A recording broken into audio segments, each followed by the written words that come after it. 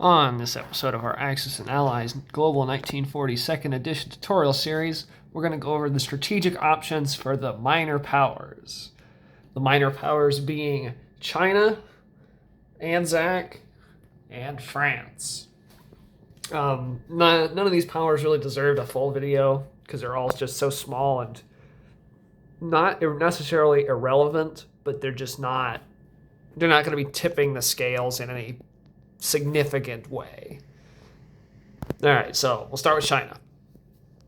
As China, you're under a lot of limitations. You can only build infantry and artillery, and you can only build artillery if every territory that red line goes through, the Burma Road, is open. So it has to be under Allied control. If even one of those is occupied by Japan or another Axis power, you can't build any artillery. But China is pretty much just going to be playing defense for 90% of the game. You just don't have the money to be doing any major attacks. You're just kind of there to be a buffer to slow Japan down and like a resource drain. Like if Japan ignores you, sure, you could go on the offensive later, but that's not going to be till like turn 6. So, yeah, you just have to kind of build up your troops, try to defend the Burma Road, maybe help out the UK by defending Yunnan. As China, you have some special rules. You can never go outside of any original Chinese territories. So, any of these with a Chinese roundel, you can go into. There are 2 exceptions. You can go into Burma, and you can go into Hong Kong as well. You can only go into Hong Kong if it's occupied by Japan. But Burma, I believe there are no restrictions. You can just go in there whenever. If you capture a Japanese factory in one of those territories, you destroy it. It's removed from the game immediately. You can put your infantry down on any of your territories, so that's neat.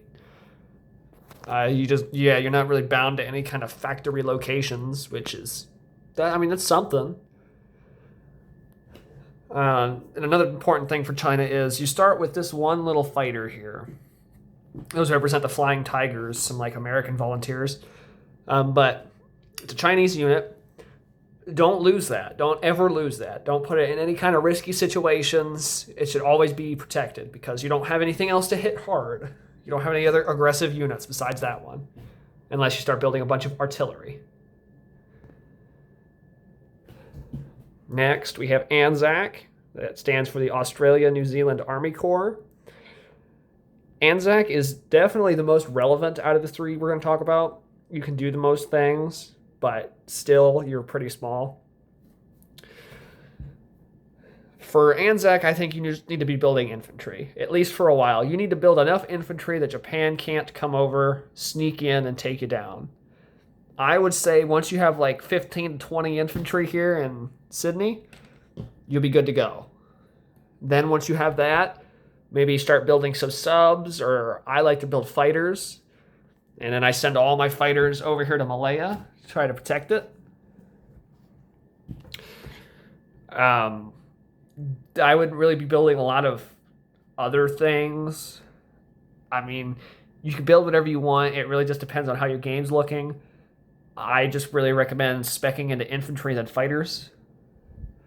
On ANZAC, you have some troops over in Africa there in Egypt. They're not particularly relevant. Same thing with this guy in Malaya. I would probably just leave them there to play defense. As ANZAC, at some point, I would try to take Dutch New Guinea. That way it helps you get a national objective. You're pretty poor as ANZAC, but you can fix that with time, especially since your national objectives are so easy to get. You should be making 20 IPCs every turn eventually. One of the first things I think you should do if you don't get brought into the war, I think you should take this transport, go to Java, and take it. You get an extra 4 IPCs right off the bat. That's pretty cool. You probably won't be able to hold it, and you might wind up losing that transport, but there's not a lot else you're going to do with it, so... And maybe that's not a turn 1 move. Maybe that's turn 2. Maybe the first thing you do is go take Dutch New Guinea. And the next turn, go take Java.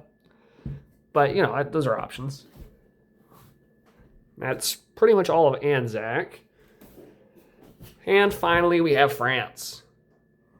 France is probably the nation with the most units out of the three at the beginning, but they're going to lose 90% of them on turn one. As France, you're going to lose Paris, and probably southern France as well on turn one, maybe even Normandy and Tunisia. Yeah, before it even gets to your turn. You're probably also going to lose those 3 ships that are in frame.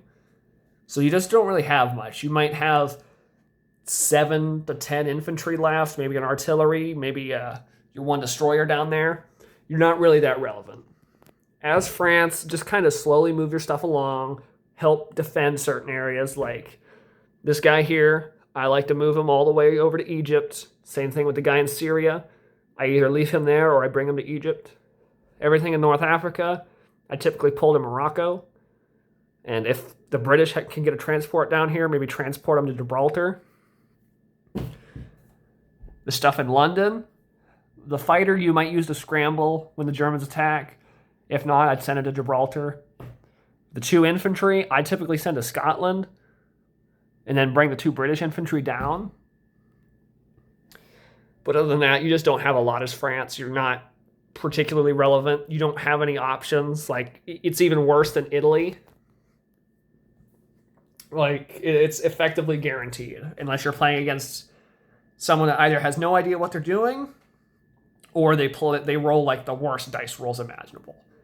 I've only seen like once or twice in my games where France hasn't fallen on turn 1. And that's a devastating setback for the Axis. If you survive past turn 1, build as many infantry as you can. Try to hold out for a second turn maybe. Or I guess there's an argument to be made that try to build some ships and put them here. Because, your ground units are still probably going to get annihilated on turn 2. I don't think you're going to be able to hold it past turn 1, even if you have a turn to build up, And lastly, I just want to go over very, very big picture Axis and Allied strategy. For the Axis, it's a dead sprint. You need to win quickly, or at least you need to get an economic advantage quickly. You start from behind. You have tons of units, but you just don't have the money. The Allies are the opposite. They want to just slow you down and buy time because they make buku bucks compared to you. And they'll just slowly grind you down. So those are your 2 strategies. Allies buying time, Axis need to hurry up and win quick. The Allies are generally going to have an advantage at sea. The Axis are usually going to have an advantage on the ground. In the air, it tilts more towards the Axis, but the Allies aren't really any chumps. But yeah, that's overall your strategies. And that should wrap up this little part of our tutorial series going over all the basic strategies for each of the major powers in the game.